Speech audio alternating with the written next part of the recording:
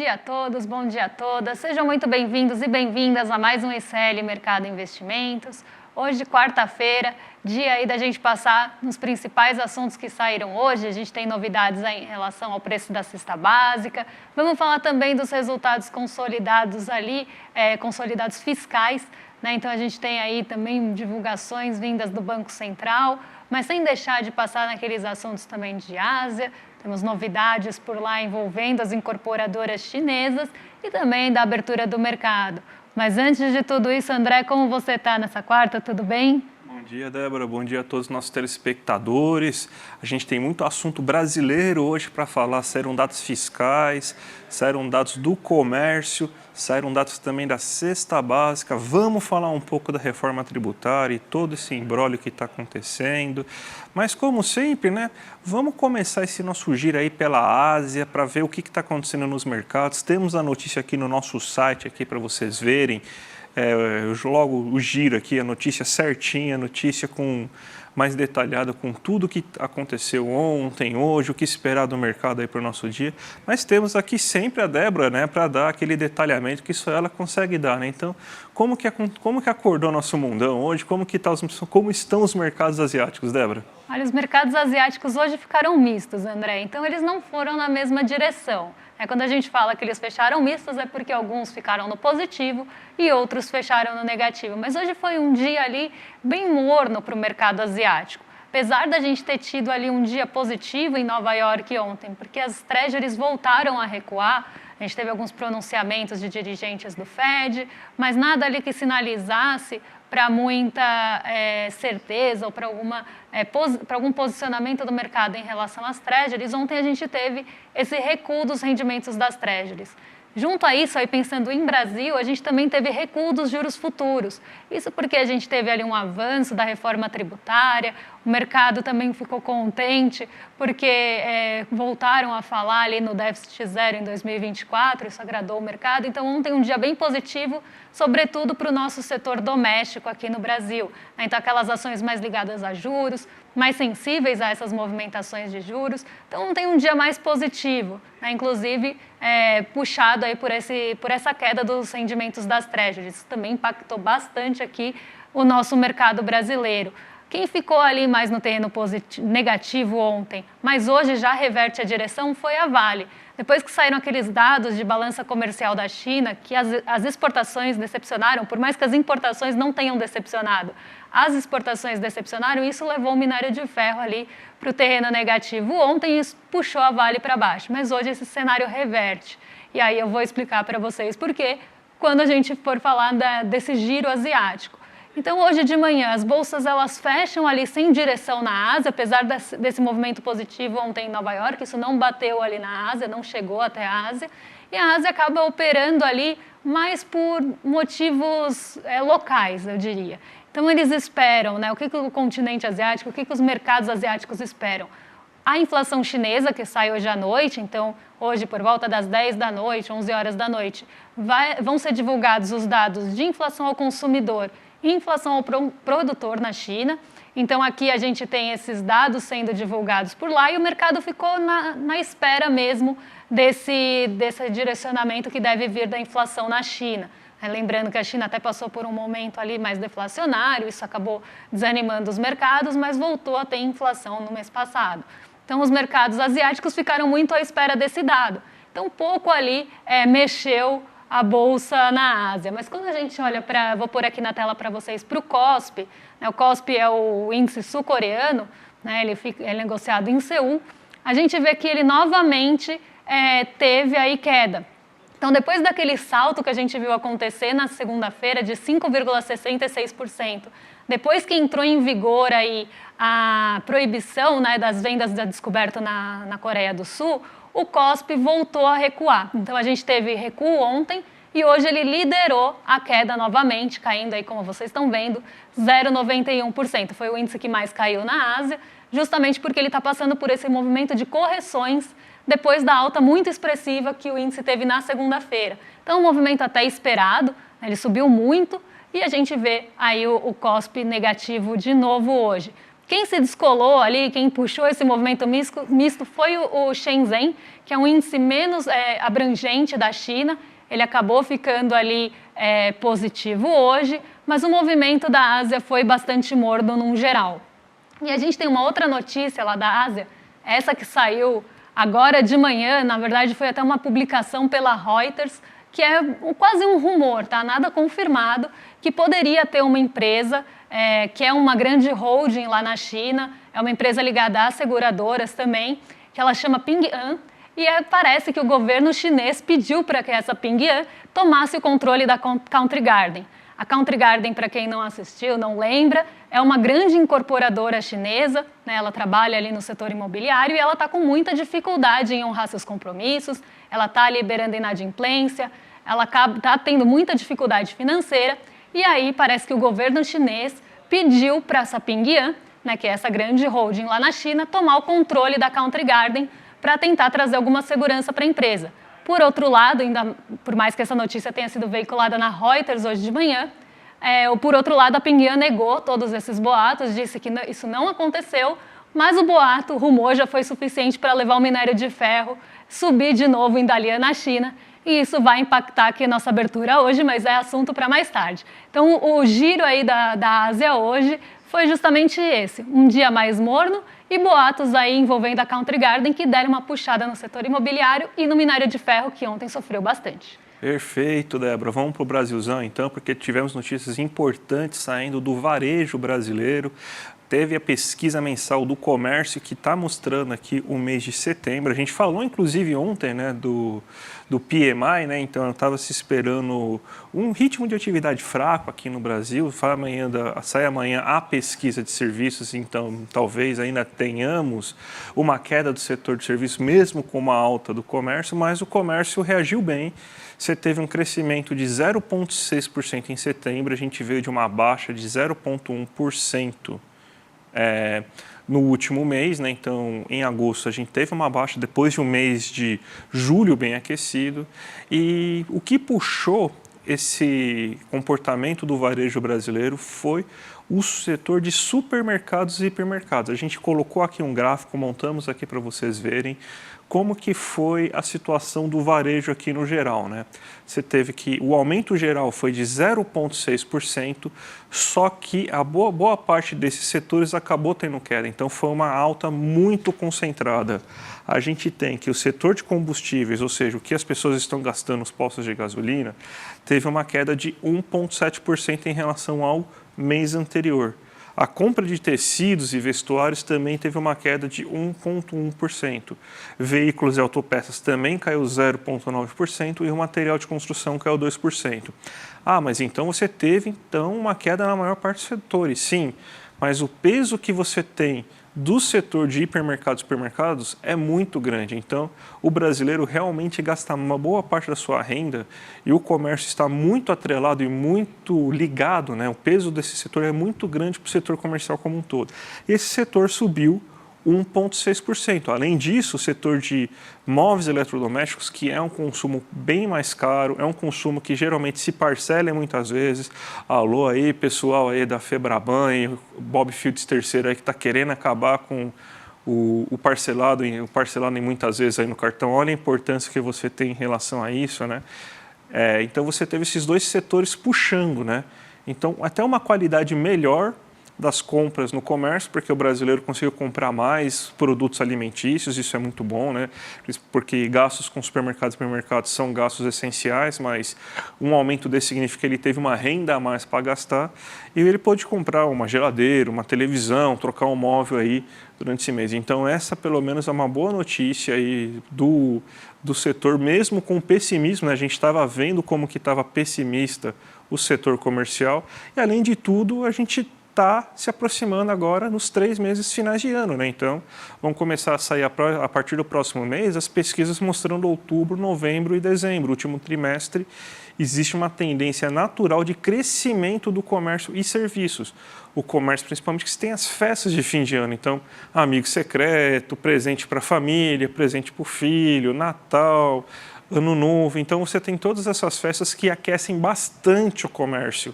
E lá, inclusive, vai ter um aumento de vagas a serem preenchidas aí por pessoas, o que também deve reduzir ainda mais o desemprego nesses últimos 6 meses. Então, Débora, boas notícias vindo aí do setor varejista, inclusive surpreendendo nosso amigo mercado, né? Não esse mercado de hipermercados, mas aquele mercado aí, essa entidade mágica aí que mora na Faria Lima, né? Exatamente, até porque o mercado esperava que o comércio ficasse no 0 a 0, não subisse. Então, depois de um comportamento ruim no mês passado, o desempenho esperado é que ele não melhorasse esse mês, ficasse zerado, ficasse estagnado, e não foi o que aconteceu, né? O índice subiu, né? A pesquisa mostrou aí um aumento de 0,6% nas vendas no varejo, surpreendendo inclusive aí as projeções do mercado. E um ponto importante aí que móveis e eletrodomésticos subiram depois de tanto tempo ali com dificuldade, né? Então um ponto bem positivo.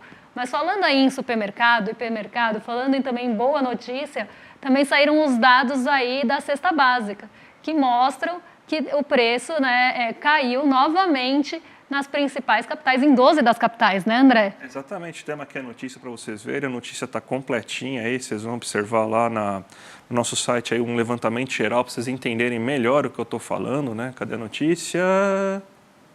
Tá chegando, chegou a notícia. Na notícia da cesta básica, isso, gente, obrigado.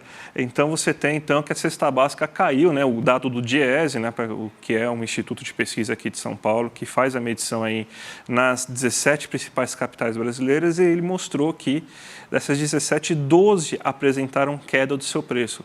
Lembrando que a cesta básica mais cara aí do Brasil chegou a mais de R$800 no ano passado, a gente já tem números bem mais a menos agora. A gente montou, inclusive, um outro gráfico aqui para vocês verem também, né?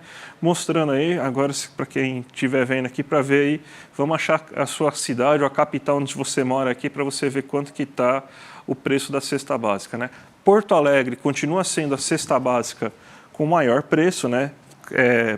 Roubou o lugar de São Paulo há alguns meses e continua lá, né?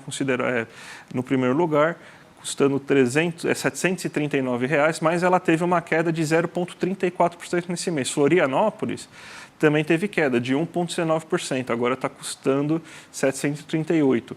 Muito próximo do preço de São Paulo, que também está 738, mas teve um leve aumento de 0,46%.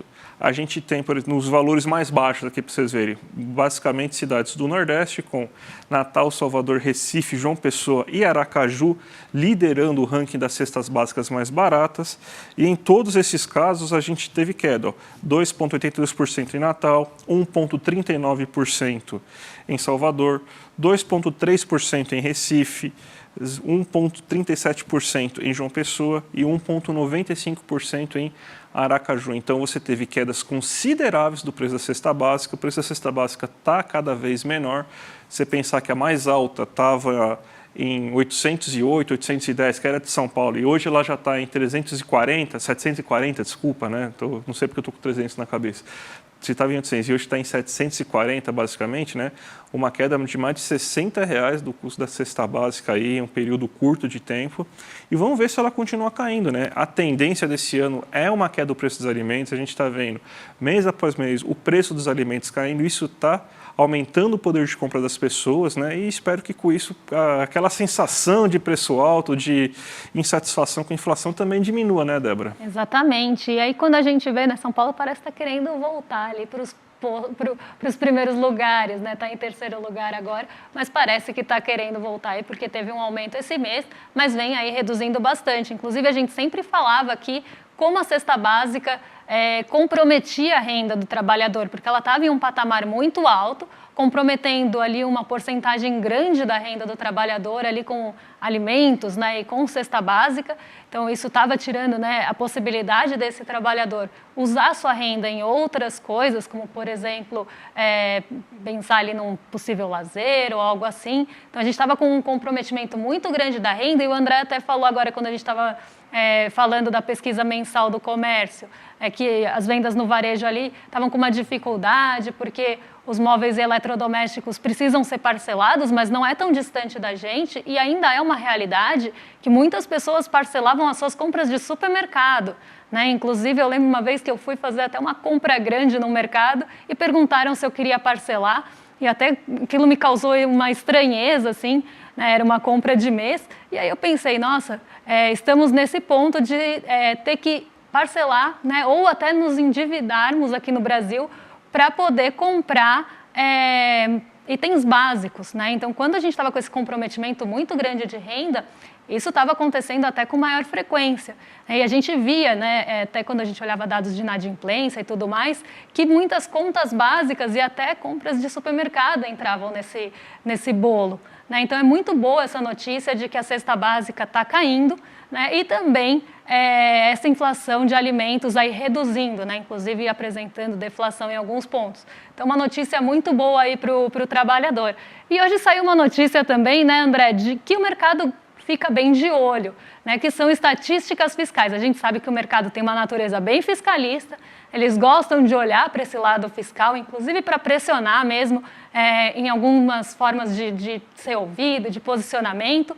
Muda, como a gente falou aqui, esse parâmetro muda de governo para governo, o quanto o mercado olha para esse fiscal, o quanto ele vai cobrar em relação a isso. A gente sabe que a balança é desigual nesse caso, mas hoje saíram aí os dados de estatística fiscal aí que devem mostrar, estatísticas fiscais, desculpa, que devem mostrar aí algum comportamento, devem guiar algum comportamento do mercado.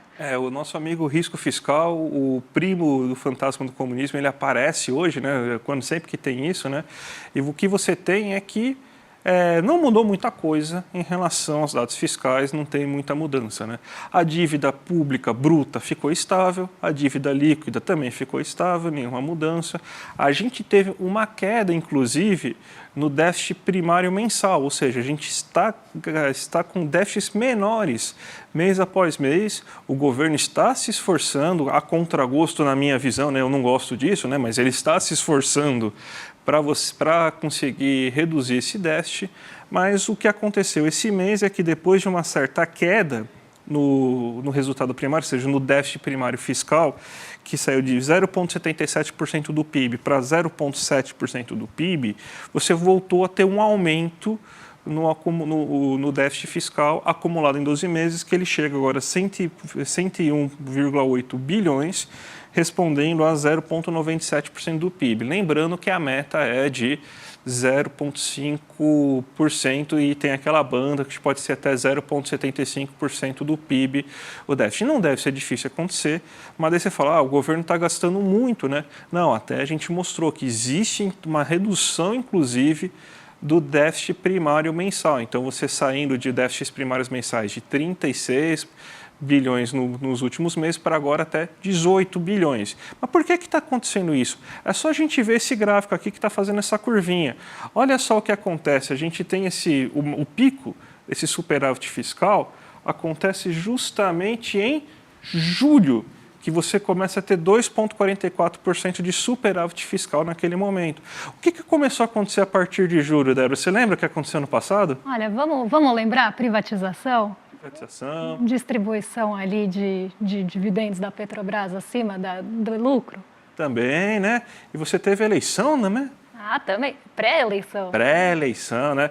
Precisava gastar, né? Aí o Paulo Guedes virou o maior keynesiano da história da humanidade, né? Porque aí ele tinha que gastar para ganhar a eleição, né? Aí o risco fiscal não existe, né? Aí ninguém fala sobre risco fiscal. Aí o déficit começou a cair justamente porque existiu essa antecipação de receitas para realizar todos aqueles gastos e gastos de forma assim, meio atabalhoada, sem muito planejamento e tudo mais. O que a gente defende aqui, gente, não é qualquer tipo de gasto, são gastos inteligentes que gerem aumento de receita, emprego e PIB na atividade. Não é você simplesmente subir na Praça da Sé e jogar dinheiro de helicóptero para as pessoas aí, que isso daí não vai resolver o problema da economia. O gasto tem que ser um gasto de investimento inteligente. Mas o que aconteceu? Ele começou a gastar, inclusive foi isso que gerou um aumento, né, do PIB. É engraçado que o melhor ano do governo Bolsonaro, tirando 2021, porque aí não tem como a gente comparar, porque é justamente uma recuperação de uma crise econômica, então basicamente só voltou para o mesmo nível que você teve do ano passado. Então, o melhor crescimento econômico do governo Bolsonaro foi justamente quando aconteceu o quê? Gasto. Então, gastou-se, melhorou a atividade econômica brasileira. Então, você vê aí que olha como começou a cair a partir de julho rapidamente o superávit primário, justamente porque acelerou o gasto no pós-eleição. Então, quando a gente pega isso, é um dado acumulado em 12 meses, então você pega de setembro, vamos pegar de outubro, de setembro aqui para outubro, né? De agosto para setembro. Então, você já tem, então, uma aceleração desse gasto. Então, é óbvio que você ia ter um momento como esse. E isso está fazendo com que o governo, já que ele quer bater a meta, né? Então, o Haddad se enfiou nessa, de novo a gente fala, né? Então, já que ele se enfiou nessa, então ele tem que cumprir agora, né? Então, obriga o governo a fazer um esforço muito grande de contenção de gastos. Esse é que é o problema, né? Então, já que ele quer ter essa responsabilidade fiscal e quer poder, por exemplo, colocar 1% do PIB, que seria muito mais pautável, mas ele colocou 0,5% do PIB aí de déficit primário, né? Então, ele vai ter que fazer um esforço. Mas, provavelmente, se a gente for ver a trajetória aí, a gente vai ter, porque os últimos meses do ano aqui você não tem assim uma diferença tão grande assim, a não ser em dezembro, né? Dezembro está aqui, né? Então você não tem você tem até uma certa diferença, mas o pior já deve ter passado quando a gente pega o acumulado em 12 meses. Então, se o governo continuar fazendo esses cortes que ele está fazendo, infelizmente, vamos lembrar sempre isso, infelizmente não é o que a gente quer, mas é o que ele se propôs a fazer e para conseguir agradar o mercado, e o mercado nunca se agrada, mas vai conseguir chegar nesse déficit, né, Débora? Exatamente, o mercado é muito difícil de agradar, por mais que se acene para ele, né? E a gente vê esses acenos contínuos. Inclusive ontem, né, a gente viu a nossa bolsa subir e muito puxada aqui por ações ligadas a consumo, ações ligadas aí a setores mesmo mais sensíveis à taxa de juros, porque a gente teve uma queda ali nas negociações de juros futuros, né? Então, quanto se espera para os juros ali em patamares em diferentes meses, em diferentes vencimentos, mas isso não veio só da ata do Copom, né? A ata do Copom ela teve ali um papel importante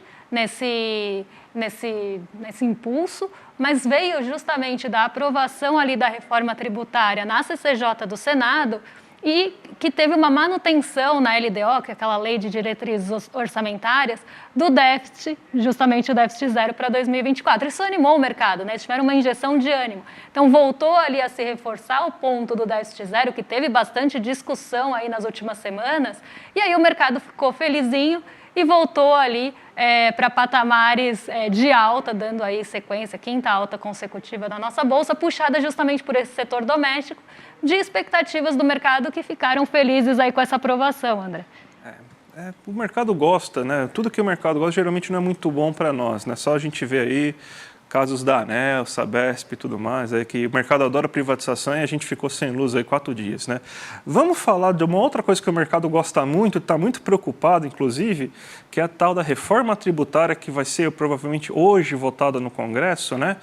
Então, a gente tem algumas mudanças importantes no texto, e isso pode afetar bastante a qualidade da reforma, né? O que a gente vem falando aqui há algum tempo já em relação à reforma é que ela é boa, justamente por causa que ela simplifica a questão de cobrança tributária. Então, ela deixa com maior qualidade a confusão fiscal que era aqui no Brasil, que continua sendo no Brasil, vai demorar até, porque a reforma tributária vai ser implementada, finalizada só para 2027, se não me engano, é a previsão, né, Débora?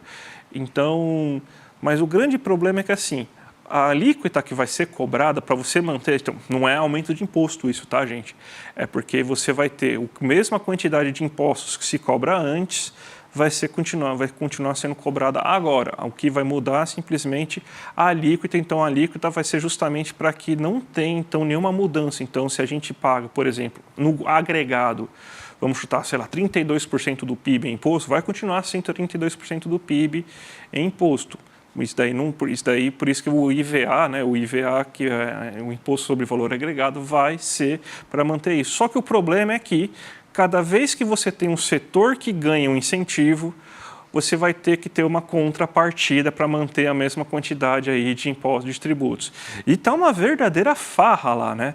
A gente acabou de ter agora que estão querendo tirar, por exemplo, incentivos da alimentação, né, se não me engano, lá, né, da cesta básica, alguns lobbies, né, querendo tirar isso, né, lobbies mais ligados ao bolsonarismo, mas, ao mesmo tempo, eles querem aumentar os incentivos aos setores mais ligados a ele. Então, Está uma grande guerra, já aumentou de 40 para 60 bilhões o valor em incentivos nesse texto final, e não tem mágica, né? Vai aumentar a alíquota do IVA. Então, a gente tem que ficar muito atento em relação a isso. Tem muita besteirinha, vamos dizer assim, né? Tem muito setor aí que pouco agrega ao PIB conseguindo isenção fiscal por causa de forte lobby no mercado, e isso aí vai acabar afetando no final um pouco da qualidade da reforma, né? Ficar de olho principalmente nesses incentivos, né? Para quem está indo.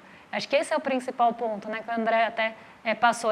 Ficar de olho para quem vai e que benefício, né? Que contrapartida tem em benefício para o país, né? Porque a gente já vê que vários setores que têm até desonerações com a desculpa de que poderia empregar mais, que poderia ali ter um benefício disso, não tem. Né? A gente já até mostrou para vocês em programas passados. Então, acho que esse é o principal ponto. Né? A gente ficar de olho e ficar em cima aí para onde estão indo esses incentivos nessa reforma tributária que está sendo discutida agora.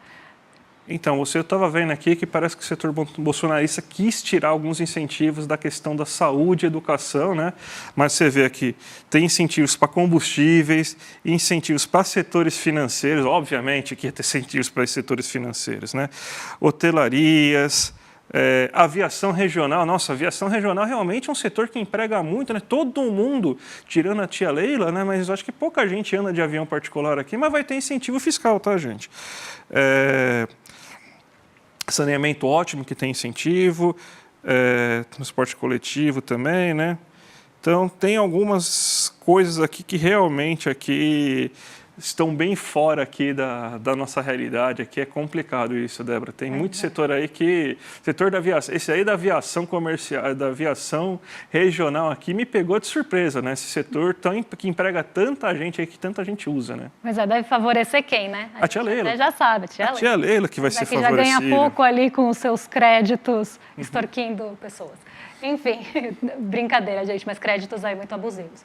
Mas vamos então falar da abertura do mercado, como é que está esse mercado hoje, né? Vou colocar aqui na tela, vocês já até estão vendo.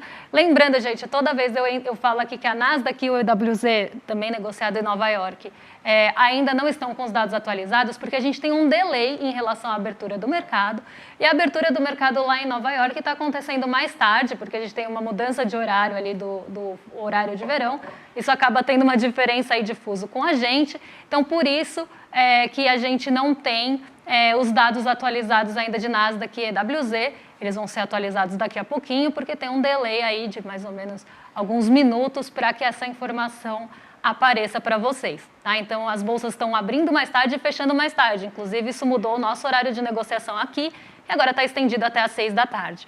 Então, quando a gente olha aqui Ibovespa, né, ele está subindo hoje, subindo na esteira aí dos outros dias, né? Então, um dia positivo aqui para o nosso índice, muito puxado aí por ações ligadas à mineração e siderurgia, por conta do aumento do minério de ferro que sofreu nos últimos tempos. A gente tem o varejo e o consumo de novo puxando o índice para cima, claro, peso muito menor aqui, mas ontem a gente viu a Magazine Luiza subir 23%, o Grupo Casas Bahia subir quase 12% e hoje continua esse movimento. Então, principalmente até no Grupo Casas Bahia, entrou em leilão de manhã de tanta oscilação que teve, mas continua nessa alta aí de 12%. Então, setor de consumo muito impactado. Hoje a gente deve ver esse movimento, né, nos setores mais ligados à economia doméstica, justamente por essas notícias que a gente falou agora, em relação a déficit, em relação à aprovação de reforma tributária, porque isso mexe com as expectativas de juros futuros aqui do Brasil, justamente porque o mercado tem esse olhar para o fiscal e acredita que diminuindo dívida a PIB,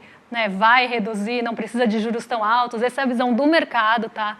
Ponto para se frisar. Então, isso deve mexer com esses setores mais sensíveis. Então, hoje, o Ibovespa subindo, mas indo na mesma direção do S&P 500, que ontem subiu de forma bem leve, bem moderada, porque a gente teve uma queda nos preços do petróleo, que inclusive continua hoje. Essa queda reduziu bastante ali os ganhos, na verdade levou para as perdas do setor de energia, né? Então a gente viu o Chevron, ExxonMobil, ali tendo um dia bem ruim junto à nossa Petrobras e PetroRio, porque o petróleo Brent caiu muito ontem.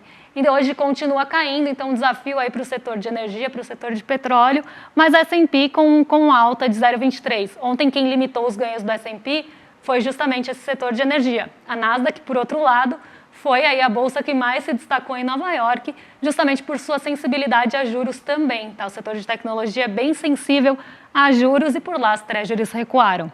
Nikkei 225 no terreno positivo, indo na contramão do Xangai Composto, como eu falei lá na Ásia, quem descolou bastante foi o Shenzhen, né, que é o índice menos abrangente, o Xangai Composto é o mais abrangente, ele caiu. O dólar hoje sobe, até num movimento de ajustes, porque a gente veio aí de vários dias de queda de dólar, chegou até a furar alguns patamares, hoje ele volta a subir com o mercado procurando algumas posições de dólar para se proteger, então aí 4,88, mais uma alta leve ainda.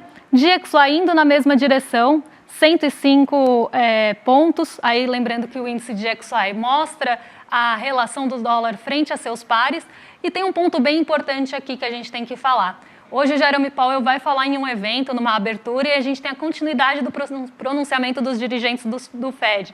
Então, um dia aí que a gente tem bastante sinalização, ou pode ter alguma sinalização, bastante gente falando, em relação à política monetária dos Estados Unidos. Então, isso pode trazer, inclusive, uma pressão para os rendimentos das treasuries que caíram ontem. Tá? Então, esse movimento também, além do ajuste, né, de posição, é esperado no dólar hoje, porque está todo mundo ansioso, esperando o Jerome Powell falar nessa abertura de evento e o pronunciamento de outros dirigentes. Então, isso está bem no radar, então pode aí pressionar um pouquinho o real frente a dólar e fazer o dólar subir. Em geral, é isso que está acontecendo. É isso então, Débora. Vamos finalizando aqui o nosso programa, mas sem antes dar os nossos recados, sem esquecer de dar os nossos recados, né? Porque hoje às 4 horas da tarde você tem uma provocação histórica do nosso querido Lindener Pareto. Então, a partir das 4 horas da tarde, hoje o Edson Natali, que será o convidado dele, então imperdível. Então, a partir das 4 horas da tarde já tem programação aqui para vocês em série. E às 5 horas da tarde tem o programa do Traíra do William De Luca, que usou minhas falas, está usando minha voz aí, sem minha permissão, para fazer uma aspa no seu programa, junto com o Guilherme Bessa, aquela voz que vocês ouvem. Mas, mesmo assim, eu vou relevar, às 5 horas da tarde, assistam o programa do William De Luca aí, que deve estar imperdível. Até tem minha participação, então todo mundo vamos prestigiar esse programa a partir das 5. 6 horas da tarde começa o nosso ICL Notícias, segunda edição, com a nossa dupla de Chicos, Chico Sá e Chico Pinheiro, além da nossa Gabi Varela. E às 7h30 da noite, vocês têm também o Sinapse, com a Robertinha Garcia e com o César Calerron. Então, gente, a partir das 4 horas da tarde, programação completa para vocês aí. E já sabem, né? Amanhã, a partir das 7, programação que vocês já conhecem, começando ali pelo Desperta, ICL Notícias, em detalhes, e a gente aqui às 11 horas para trazer as atualizações aí do mercado financeiro, é algo que vai mexer com o bolso de vocês, e também falar dos principais pontos econômicos. Então, até amanhã. Nos vemos amanhã. Até amanhã, gente. Tchau, tchau. Pois é, chegou a hora do primeiro grande lançamento do ICL na área de filmes e documentários. Você está preparado para assistir um filme que vai te tocar profundamente e revelar uma verdade que todo mundo tenta esconder? No dia 12 de novembro, um domingo, às 8 horas da noite, no horário de Brasília, a gente vai apresentar para vocês trechos do documentário De Quanta Terra Precisa o Homem e também fazer um debate incrível sobre essa, que é uma das questões mais importantes para o Brasil, a questão da terra. Junto conosco vai estar ninguém mais, ninguém menos do que João Pedro Stedley, um dos principais líderes do movimento dos trabalhadores sem terra. Estarão conosco também várias outras pessoas que têm na sua vida a luta da terra como um dos principais motores. Para você não perder esse encontro histórico e assistir trechos inéditos do filme De Quanta Terra Precisa o Homem, é só você se inscrever gratuitamente no link aqui em cima ou aqui embaixo. Não perde essa chance. Todo mundo vai celebrar a estreia do ICL no mundo dos documentários e filmes e, mais uma vez, aprender muito com a nossa plataforma.